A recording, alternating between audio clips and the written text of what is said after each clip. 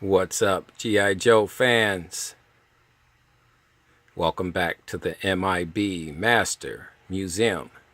I'll be your curator today. Guys, we have two really cool G.I. Joes from way back, 2001 to be exact. Going through the archives here at M.I.B. Master Museum, and I found my old G.I. Joe versus Cobra series. My Grunt and my Heavy Duty. And the really cool part about these two guys, I think they have really cool sniper outfits on. And this was Hasbro's way of being able to playfully do more of the cartoon version of G.I. Joe. We recognize some of these head sculpts. Although this was an original type of a head sculpt. I never saw this head sculpt. I found these two guys in Walmart back in 2001. And being the collector that I am, I simply could not leave a Joe behind. So I had to pick both of these guys up. They didn't cost much, as you can see. In 2001, each figure cost me at Walmart $14.76, which was a steal because these figures came with a lot of weapons, really cool outfits, and you can put this stuff together. These weapons could connect. You can build your own weapons, and I just thought that was really cool. See, they say up here at the top, weapons converts from machine gun to sniper rifle. Just a cool. Heavy Duty has a really cool head sculpt. Very unique, and I haven't seen this on a Joe. Nice helmet there.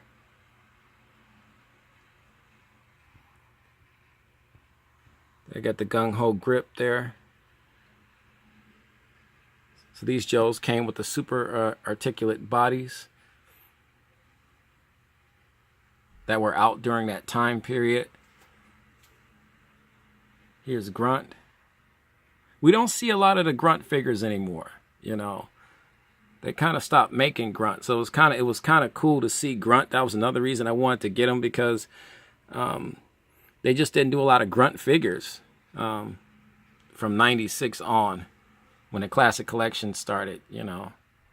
So it was really cool to see Grunt back in the back on the roster, so to speak. So I definitely had to get him. Cool cartoon picture here, comic here of Grunt, and here's the one of Heavy Duty. Just great artwork. Just these sets, once again, it wasn't gonna hurt your pocket too much at $14.76. Probably a little bit more than that with tax, but they were good pickups during that time period. And you'll be kind of hard pressed to find these guys. Once again, they're on the card. So these figures were somewhat under the radar. You know, they were under the radar. We didn't pay a lot of attention to these guys. They're very inexpensive. In 2001, I was going after a lot of the top G.I. Joe collectibles that was on my wish list and my most wanted list. So I had that list always with me. And because these guys didn't get a lot of publicity and a lot of face time, a lot of collectors didn't know too much about these guys. So it's kind of fun to look back now, 16 something years later, and see these guys. And I wonder what they are going for now. And you probably could still get these guys for a little or nothing. You know, you just don't know with the market being the way it is, the collectible market being the way it is. But I've seen these guys on Coswell Collectibles from time to time. The last time I checked Coswell Collectibles, I want to say these guys were fairly inexpensive. I want to say somewhere in the $30 range.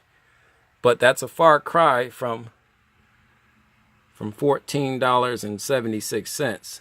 So, but it depends on what you're looking for. You know, if you need extra weapons or something like that.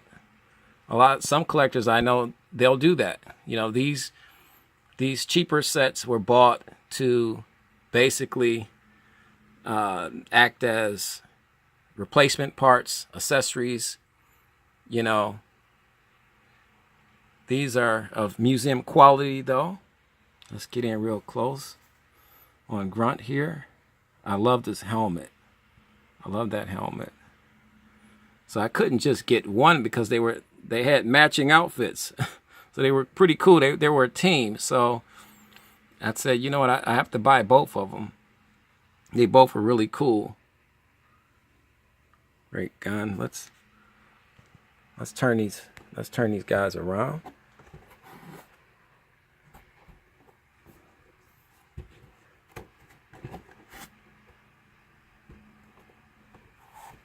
Let's take a look at Grunt's box first. They got the diagram on how to put the gun together and turn it into a sniper rifle. It's a 2-in-1 type weapon. Can't beat that. It's a great photo of Grunt in his sniper outfit. It looks really cool. Just really cool. Great picture. These would, like, once again, I've said this before, these would make just great posters of the figures being posed like this. So it's an excellent diorama type of a setup right here. And here's the backstory on G.I. Joe. Here's the backstory on Grunt. Here's some more. Look, here we go again. Collect them all for the ultimate battle. There's that Duke. There's Heavy Duty. There's Firefly. And we'll be doing reviews later on in the upcoming weeks on some of these guys. But really cool. There's a file card here on Grunt.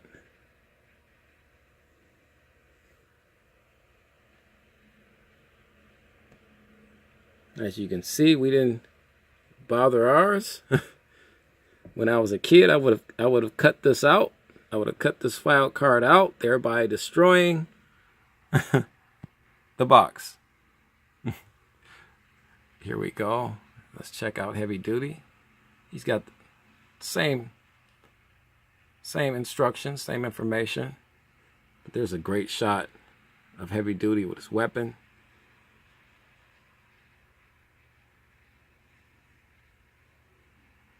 Really cool. Love that helmet.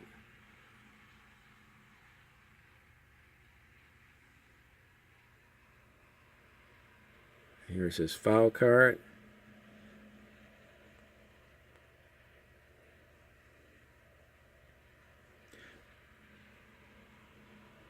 There's Heavy Duty in sniper mode. Really cool. And this back card is a little different. They got Duke here, but then you have Dusty right here, and then you got Firefly. So they kind of snuck Dusty in on this one right here. Just a great series that they came out with, the G.I. Joe versus Cobra series. I thought it was really cool and inexpensive. This particular line was more of a lower level on the price point. Hasbro wanted to cater to all demographics, all price demographics. They just, everybody can't walk out and buy a $80 G.I. Joe. That just wasn't going to happen. So let's turn these guys around. So Hasbro, being the marketing giant that they are, said, hey, we'll cater to everybody. That way they're going to get a little bit of everybody's attention and money. Because chances are, if you see these guys for $14.76 and you see another set for maybe $35 or $50, chances are a parent that's trying to, make a good, honest living, but at the same time treat their kids to a toy or action figure or something, they're going to go and get this $14.76 G.I. Joe and call it a day. And the kid is going to be equally as happy. With kids, that didn't mean anything to us when we were kids. If it's all about the cool factor and a wow factor. If I was a kid at a toy store and I saw this, I most certainly would want my mom or my father to buy this for me. I could care less what the price is on it. The price made no difference to me as a kid. So, but as a parent, it does. So it really worked out. And these figures are made just as well as the pricier figures. They may not come with as much accessories, or the styling of the uniforms might be different. But Hasbro, as you can see, these are head sculpts that you'll see on a $30 G.I. Joe figure. So they're still using the same parts, everything. It's just price point. The different looking at packaging. Like I said, these guys were meant to be played with. They were not meant to be museum pieces. They weren't meant to be stuck in my collection in this fashion, in this condition for the last 16 years, but I'm a collector. So you have to sue me. This is for the preservation, and the history of G.I. Joe throughout the years. And this is another cool conversation piece, these two figures. Because if you remember these two figures, by all means, please leave a comment about these figures underneath the comment section underneath this video. I would love to hear about it, because I don't know too many people that even knew about these particular figures, nor cared. But at some point, these guys, collectability wise, I'm gonna say they should pretty much be decent in a collectability wise. Playability is off the charts, because as a kid you're gonna play with these. But collectability wise, it depends. If not too many of these were mass produced, they wanted to get a feel for what the public thought about them, then I would say yes. But the only way you find that out is through all these online sites, collector sites that cover these figures. So it just, once again, it just depends on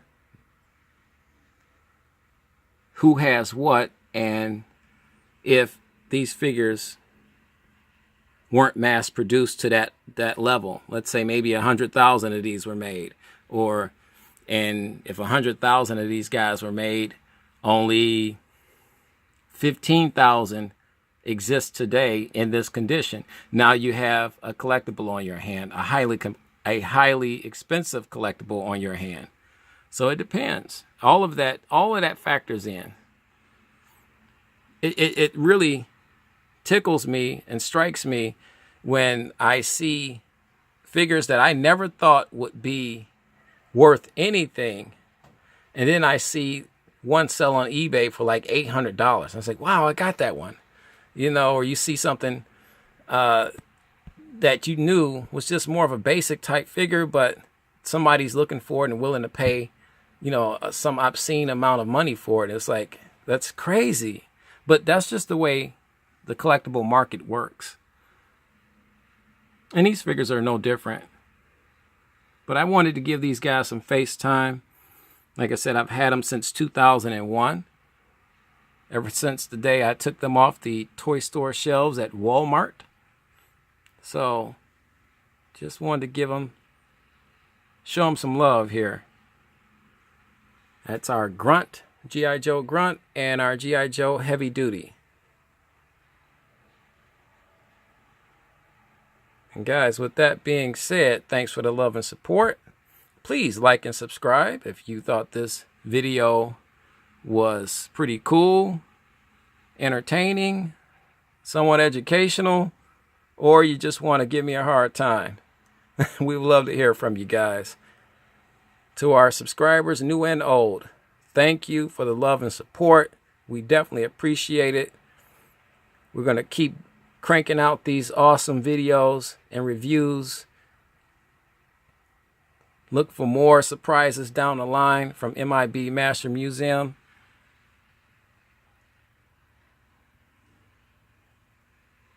Let's get in one last close-up on our stars of the show here.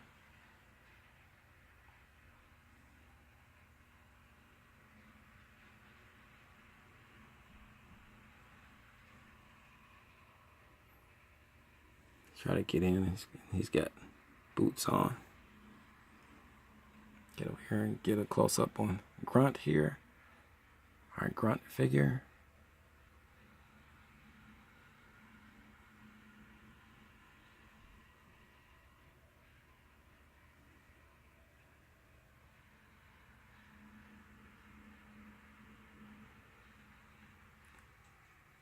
Guys, with that being said, God bless, and you know the drill. Keep collecting.